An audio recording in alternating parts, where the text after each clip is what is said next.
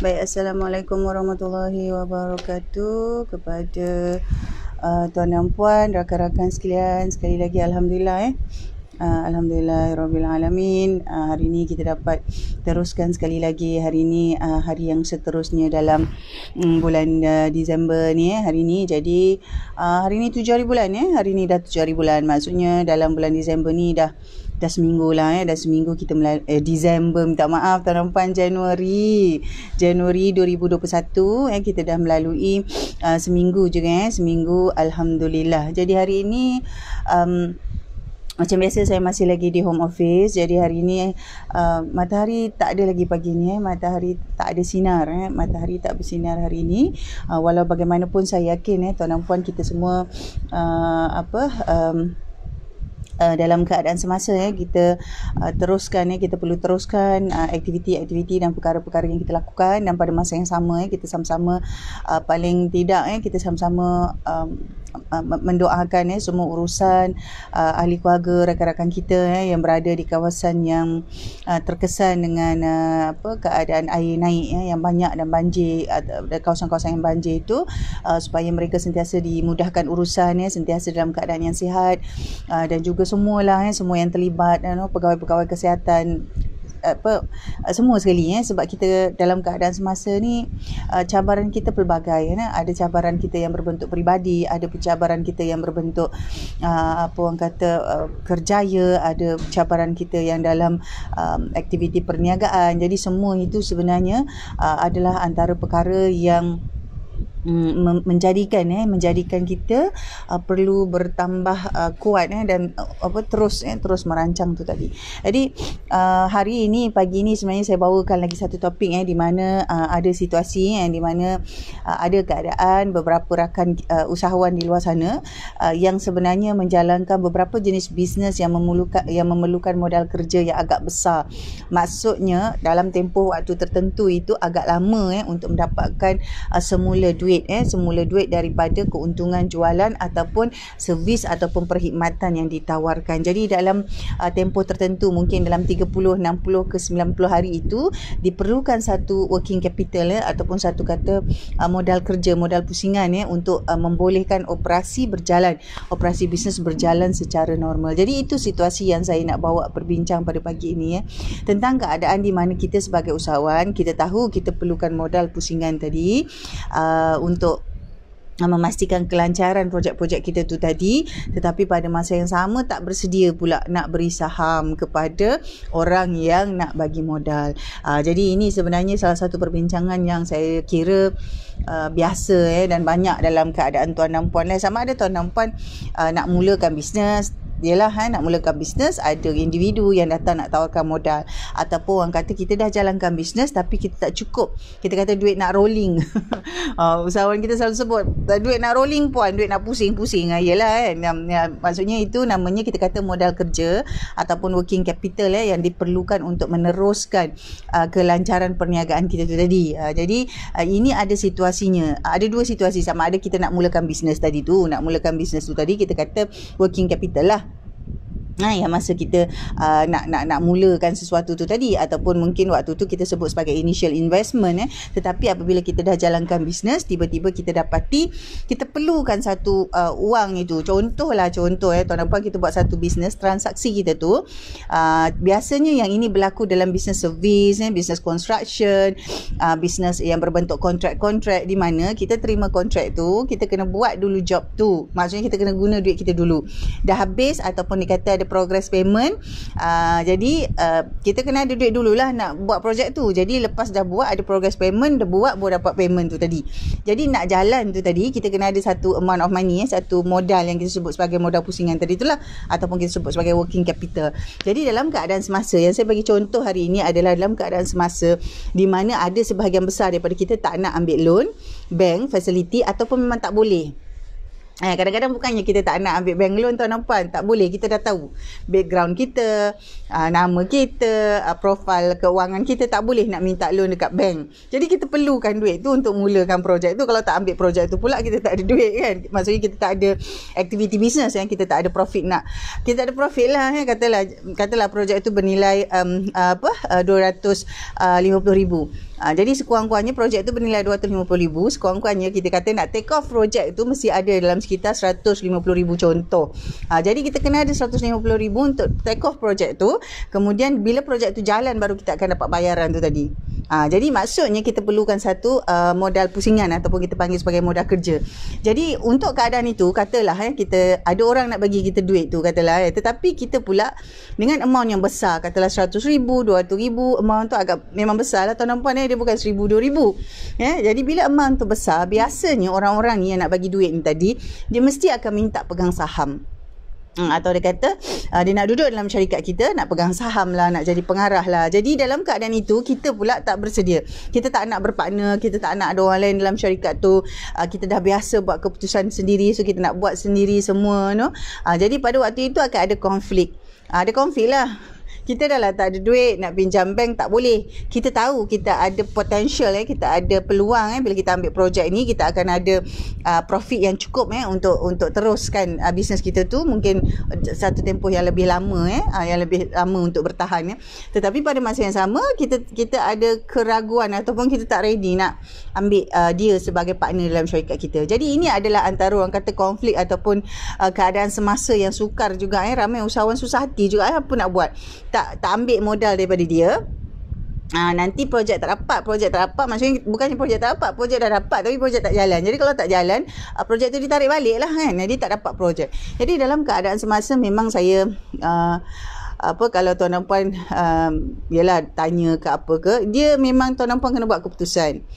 Jadi nak tak nak yang mana lebih penting? Adakah pentingnya kita punya keadaan yang tak nak berpartner atau pentingnya kita perlukan modal tu dan kita uruskan partnership itu. Jadi itu asalah antara perbincangan berbincangan dengan klien lah perbincangan dengan klien. Jadi antara perkara penting adalah to face on to head on the challenges. Maksudnya kena hadapi. Kalau kita dah tahu confirm kita tak boleh nak ambil duit loan bank, kita tak boleh nak buat pinjaman daripada agensi-agensi, confirm memang tak boleh, maka kita punya alternatif yang paling baik adalah dengan menerima modal daripada individu lain Jadi cara kita mengurus modal ni pula perlulah kita yang pertama sekali senangnya tuan dan puan jumpa commercial lawyer. Katalah amount dia, kadang-kadang amount yang mereka nak beri ni mungkin kita rasa sikit tapi bagi saya, kalau tuan dan puan tanya saya, bagi saya lah 10,000 ke atas tu bagi saya dah besar. Jadi dia terpulang kepada tuan dan puan punya tuan dan puan punya description besar, modal besar tu macam mana. Jadi kalau saya 10,000 besar, tapi tak adalah saya nak jumpa commercial lawyer, tetapi kena ada satu dokumen yang kita buat sendiri. Tapi kalau modal tu sampai 100,000, 200,000 sampai 500,000, ada yang sampai 1,000,000, pastikan kita gunakan commercial lawyer.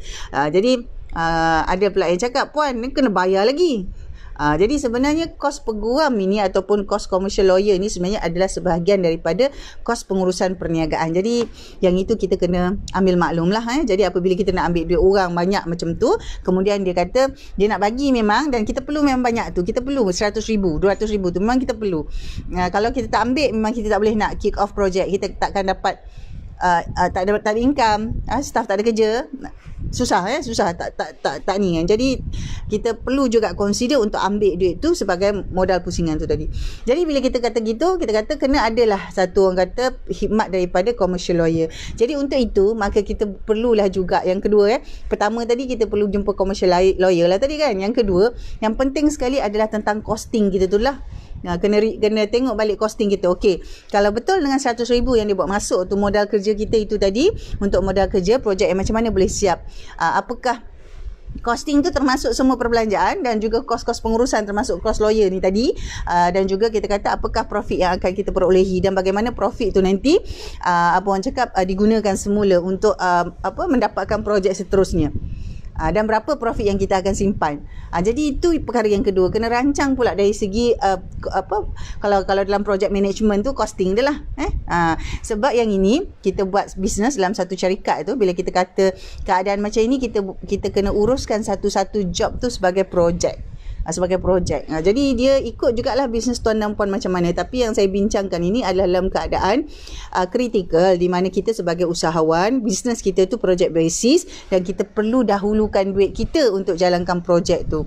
Kadang-kadang situasi ini juga berlaku untuk projek-projek kecil. Katalah projek kecil tu contoh, projek kecil tu contohnya kita kena deliver satu servis, dan untuk buat servis tu kita perlukan 30,000 contoh. Kos awal tu nak take off projek tu 30,000, tapi kita tak ada duit tu. Ada orang nak bagi duit tu kat kita. Dan dia demand lah syarat dia boleh bagi duit tu, tapi dia nak pegang saham dalam syarikat kita.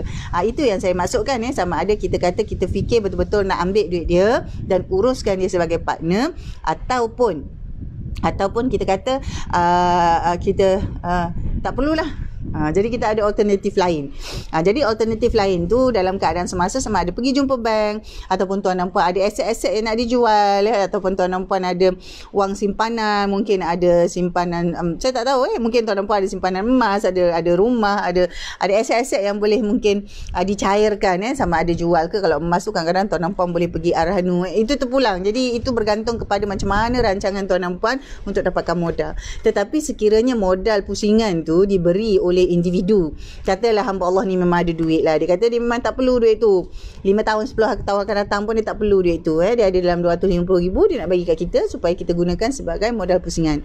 Jadi untuk itu perlu diuruslah perjanjiannya, kalau dia pegang saham macam mana, ataupun kita boleh buat juga perjanjian dia pegang saham tapi dalam tempoh tertentu saja, mungkin 3-5 tahun, kemudian kita nak beli semula saham tu pada kadar-kadar tertentu yang dah dipersetujui pun boleh. Jadi ini bergantung kepada orang tu pula, orang tu setuju ke tidak. Dia nak bagi 250,000, dia bagi pula dia punya condition, dia nak apa. Kadang-kadang dia orang ni bukannya nak fix return, dia cuma nak pegang saham dalam syarikat kita kerana dia tahu dia nak dapat dividen tiap-tiap tahun, kerana dia tahu ada potensi dalam bisnes kita tu. Itu satu jenis. Ada satu jenis lagi yang memang nak bagi duit, dia nak duduk jadi pemegang saham, nak jadi pengarah kerana dia nak ini yang saya pernah jumpa, kerana dia nak grow bersama dengan syarikat tu. Jadi ada yang ketiga pula, memang ketiga ni out lah, dia memang nak pegang saham, dia nak jadi pengarah sebab dia nak kontrol, dia nak kontrol syarikat tu. Jadi biasanya ada 3 yang saya jumpa. Kalau tuan dan puan ada jumpa jenis lain tu mungkin berbeza lah, tapi antara ketiga-tiga jenis ni mungkin tuan dan puan boleh consider jenis yang pertama dan kedua tadi, mungkin boleh consider untuk masukkan ataupun teruskan dengan rancangan untuk jadikan dia pemegang saham dalam syarikat. Jadi ini semua orang kata rancangan kita tuan dan puan. Ini adalah antara cabaran bila kita jadi, orang kata kita jadi usahawan, kita jadi business owner kan. Bila tuan dan puan kita buka syarikat, kemudian kita buat bisnes dengan orang kata model-model bisnes yang tertentu. Ada bisnes-bisnes yang memang memerlukan modal pusingan yang besar. Biasanya bisnes-bisnes yang berbentuk construction, bisnes yang berbentuk tuan dan puan jadi apa orang kata main con ke subcon ke kan, dan tuan dan puan juga mungkin mengambil job sebagai vendor kepada syarikat-syarikat tertentu kepada syarikat-syarikat tertentu. Jadi ini semua adalah sebahagian daripada pilihan. Jadi kalau kita kan tuan dan puan, yang kita memang dah pilih bisnes tu, maksudnya kita dah tahu modelnya dan kita dah tahu dia punya risiko-risiko yang kita perlu bersedia. Jadi antara risikonya adalah kalau kita ambil bisnes yang macam itu, modal pusingan kita tu, modal kerja kita tu besar setiap kali nak ada projek tu besar. Jadi kalau katalah tuan dan puan buat bisnes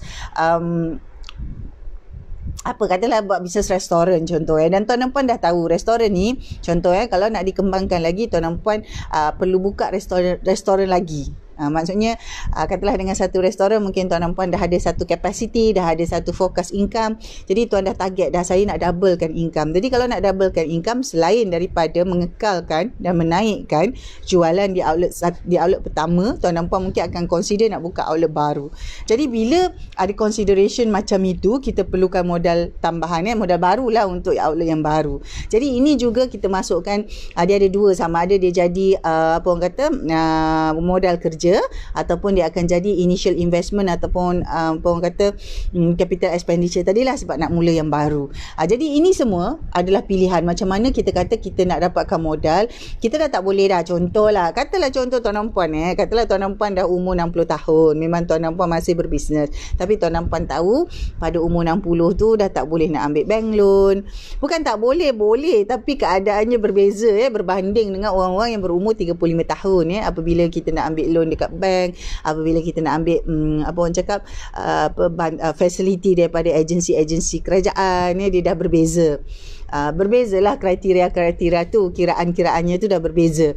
Jadi ada kalanya apabila kita dah mencecah umur 50 tahun ke atas, kita dah susah sikit nak fikir untuk dapatkan pinjaman daripada bank dan seumpamanya. Tetapi apa kita buat adalah kita mendapatkan modal daripada individu ataupun orang kata ada syarikat-syarikat persendirian yang memang nak letakkan duit mereka dalam syarikat-syarikat SME macam syarikat yang usahawan-usahawan kita jalankan.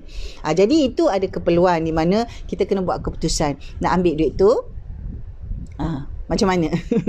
Jadi kalau yang nak bagi duit tu nak pegang saham, macam mana pula kita nak buat rundingan, macam mana pula kita nak urus.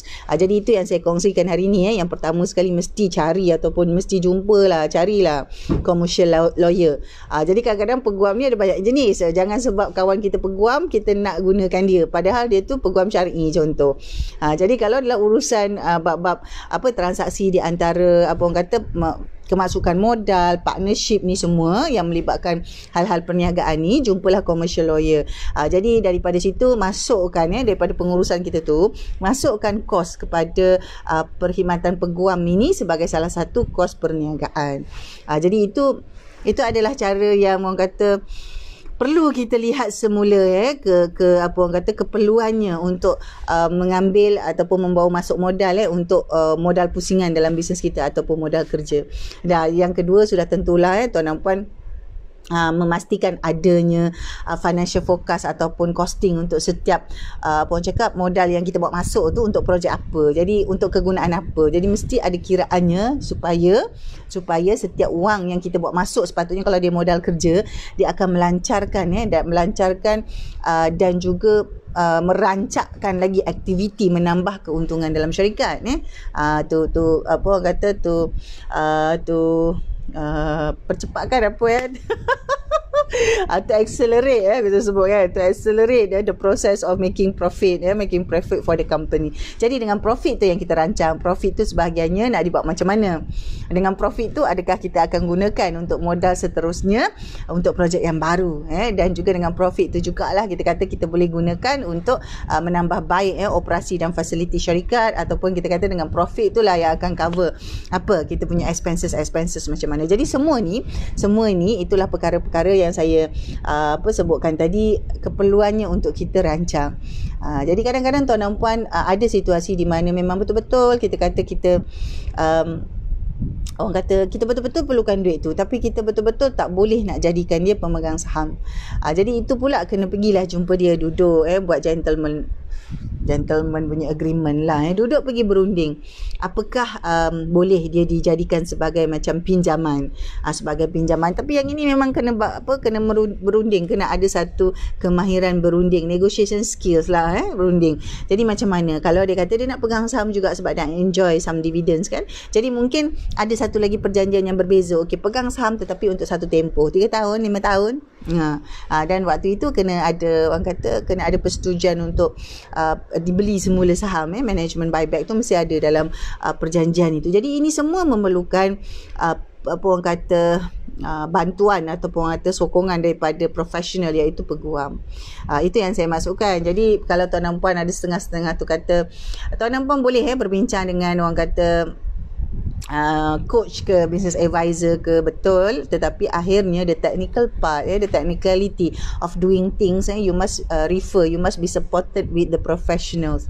Jadi bila buat macam tu, kalau untuk hal-hal syarikat, dia akan melibatkan company secretary, dia akan melibatkan apa orang kata peguam, dan juga dia akan melibatkan, katalah kalau ada kiraan-kiraan tertentu, dia akan melibatkan accountant syarikat kita untuk melihat semula bagaimana kiraan. Dan tuan dan puan, kalau ada syarikat Sdn Bhd, waktu itu mungkin perlu menerbitkan saham baru.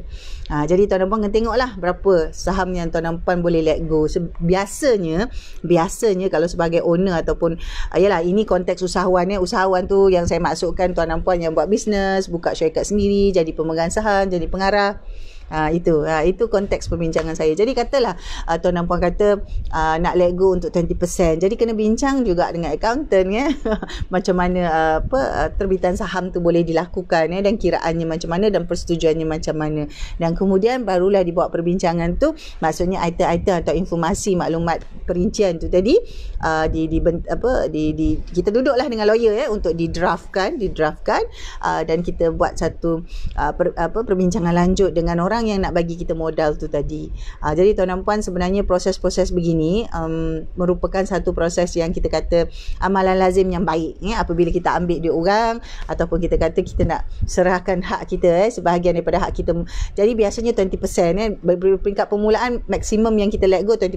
Jadi 20% tu mungkin untuk 2 orang, 3 orang, bergantung macam mana rancangan tuan dan puan terbitkan saham tu. Syarikat Sdn Bhd dia boleh terbitkan saham, kalau PLT tak boleh. Jadi itu antara sebabnya mengapa ramai usahawan yang orang kata buat bisnes yang melibatkan kontrak, yang melibatkan job-job, terutama dengan syarikat-syarikat lebih besar lah, dengan vendor ke perlu buka syarikat Sdn Bhd. Jadi ini antara perkara-perkara yang tertentu tersebutlah yang berkaitan dengan itu. Jadi tuan dan puan, keadaan kita ambil duit orang ataupun kita kata menggunakan duit orang lain ini adalah normal.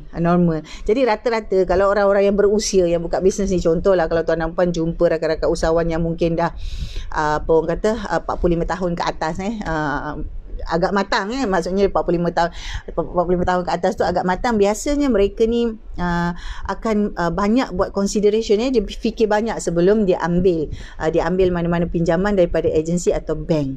Tetapi bagi yang lebih muda, umur korang katalah usahawan antara umur 25 ke 45 tadi, antara 25 ke 45, mereka lebih agresif sikit lah, dia orang pun lebih berani nak ambil pinjaman sana, pinjaman sini, pergi agensi sana, agensi sini, dan pada masa yang sama oleh kerana umur dan komitmen mereka tu, jadi keadaan itu membuatkan peluang untuk dapat pinjaman ataupun fasiliti bank itu lebih tinggi. Itu pun bergantung kepada rekod keuangan masing-masing. Begitu. Jadi kalau biasanya keadaan yang saya bincang ini contemplating nak ambil duit tu, tak nak ambil kat bank, tak boleh, bukan tak nak, ada situasi tak boleh nak ambil duit daripada bank, tak boleh nak ambil daripada duit agensi. Jadi last resort, maksudnya keputusannya adalah untuk ambil ataupun untuk membenarkan individu yang memang ada duit untuk datang dan masuk dan beri modal itu kepada syarikat kita untuk dijadikan sebagai modal pusingan. Jadi perbincangan hari ini, pagi ini sebenarnya berat topik ni, tetapi saya saya sengaja bawakan dalam bentuk yang ringan ini supaya tuan dan puan kepada usahawan di luar supaya biasa dengan perkara ni. Jadi perkara ni biasa tuan dan puan, perkara ni memang ada berlaku, cuma kita tak laluinya. Jadi mungkin belum sampai masa, tetapi sampai satu masa bila tuan dan puan dalam situasi bisnes akan ada. Jadi kadang-kadang ada je orang datang nak bagi RM10,000, kecil lah, macam nak bagi RM5,000, mungkin kecil, kita rasa okey lah RM5,000 sebab kita rasa kita boleh bayar dalam tempoh sebulan, 2 bulan, 3 bulan kita dah boleh bayar. Itu jadi kita rasa normal, okey, ambil duit orang tu kemudian bayar balik. Tapi apabila kita dah membesar ataupun kita kata dah lama dalam bisnes, kita akan perlukan lebih daripada setakat RM2-3,000 tuan dan puan. Kita mungkin akan perlukan RM30,000, kita mungkin akan perlukan RM100,000, RM200,000, RM300,000 untuk sebagai working capital untuk melancarkan perjalanan perniagaan kita tu tadi. Jadi insya-Allah pada 28 hari bulan ni, Januari ni, saya adakan satu sesi bengkel untuk tajuk dia understanding your business financial needs tu. Antaranya kita akan bincangkan tentang keperluan modal dan apa jenis-jenis modal dalam bisnes kita. Jadi kita akan tengok biasa 3 jenis modal biasanya, dan kita akan bincang dan lihat sebenarnya yang bisnes kita sendiri ni perlukan modal yang jenis macam mana. Jadi ini adalah perbincangan yang membolehkan kita faham apa sebenarnya yang kita perlu faham tentang bisnes kita, supaya kita boleh faham apa yang bisnes kita perlukan. Jadi kadang-kadang dalam buat keputusan, kita fikir apa yang kita perlu. Oh, I nak ambil projek ni, so I perlu 100,000 contoh. Tetapi kita tengok syarikat kita. Syarikat kita tu perlu apa sebenarnya, dan kita dah bagi belum keperluan tu kepada syarikat. Memanglah syarikat tu dia bukan apa-apa, dia cuma syarikat, dalam dokumen dia hidup sebab ada kita dan manusia-manusia yang menggerakkannya, barulah syarikat tu hidup. Tetapi dia macam motor tuan-tuan, kita kata kita nak gerak, ataupun kereta, ataupun kapal terbang, dia hanya satu physical feature saja, tetapi kalau yang menggerakkannya, yang menjadikan kapal tu terbang adalah manusia-manusia ni. Jadi kita perlu beri kapal terbang tu keperluan dia. Dia kena ada tayar, dia kena ada badan, kena ada semua tu, baru dia boleh terbang. Kita boleh terbangkan dia. Jadi sama macam keadaan bisnes dan syarikat. Dia adalah satu structure je. Kalau manusia tak ada, kita tak ada, dia tak ada apa-apa pun. Mungkin dia tak ada value pun. Kan, tak ada value pun. Tetapi bila kita kata kita nak gerakkan dia, kita nak bisnes kita tu bergerak, kita nak dia berjalan, maka kita perlu beri apa yang dia perlukan. Itulah antara perkara penting yang kita akan bincangkan dalam bengkel, insyaAllah 28 Januari nanti. Saya akan adakan sehari bengkel. Yang ini bengkel yang pertama offline untuk tahun 2021. Saya dah jalankan bengkel itu secara online, jadi itu akan saya jalankan secara offline di Bangi insyaAllah pada 28 Januari, dan kita akan tengok semua perkara ni. Jadi tuan-tuan puan, untuk bengkel tu tuan-tuan puan nanti boleh semak di page, kita dah letakkan events kat sana. Jadi tuan-tuan puan boleh check program-program yang sudah disusun atur. Jadi alhamdulillah tuan-tuan puan, sebenarnya hari ni saya bawa satu perbincangan di mana kita perlukan modal, tapi kita tak nak bagi saham, dan kita tak ada, kita tak boleh, bukannya kita tak nak, tak boleh nak pinjam dekat bank atas sebab-sebab yang pelbagai. Tak boleh nak pinjam kat bank, tak boleh nak pergi dekat agensi-agensi kerajaan, tak layak dah. Tapi kita perlukan satu amount wang untuk jadikan modal pusingan, working capital. Jadi itu adalah antara perbincangan hari ini, yang mana saya dah nyatakan antara perkara penting yang kita buat adalah untuk buat keputusan. Kalau kita perlukan duit tu betul-betul, kena uruskan juga, kena negotiate dengan orang yang nak bagi duit. Dan kemudian kalau nak proceed tu, jumpalah dengan commercial lawyer untuk uruskan. Dan jangan lupa kena ada costing ataupun orang kata project costing, yang kita dah buat kira-kira kalau duit tu masuk, apakah profit yang kita boleh jana, dan macam mana kita nak orang kata kalau duit tu hutang nak bayar balik, ataupun kalau duit tu memang akan buat profit, macam mana kita nak pastikan syarikat kita tu ada dividen tiap tahun untuk dibayar kepada pemegang saham. Itu perbincangannya. Dan saya juga dah maklumkan insya-Allah 28 Januari saya adakan bengkel satu hari di Bangi. Understanding your your business financial needs ada 8 topik yang saya akan bincangkan pada hari itu, khusus untuk usahawan, business owner sahaja, jangan hantar staff tak payah.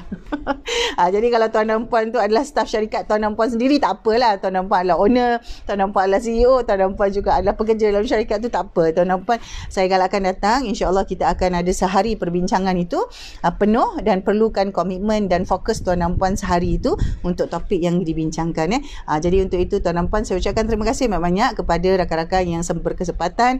Saya ucapkan juga terima kasih mana-mana video yang ada yang tuan dan puan tonton, yang mana yang bermanfaat, share saja. Saya tidak ada, orang kata, tak ada isu apa-apa, dan setiap perkara yang baik itu kita doakan supaya membawa lebih banyak kebaikan. Jadi untuk itu tuan dan puan, saya ucapkan terima kasih. Jangan lupa drop by ke www.noraminaumar.com. Di sana ada lagi beberapa maklumat. Tuan dan puan boleh dapatkan naskah e-book yang sebahagian besarnya dah habis tawaran sale, dia balik kepada harga asal. Nanti insya-Allah kalau ada bulan-bulan tertentu, kita akan buka semula kepada harga diskaun lah, harga sale. Tapi buat masa ni harganya tetap okey. Jadi untuk itu tuan dan puan, saya ucapkan terima kasih. InsyaAllah kita jumpa lagi dalam video yang akan datang. Selamat maju jaya, semoga dikurniakan kesihatan dan kebaikan untuk kita semua. Assalamualaikum, kita jumpa lagi.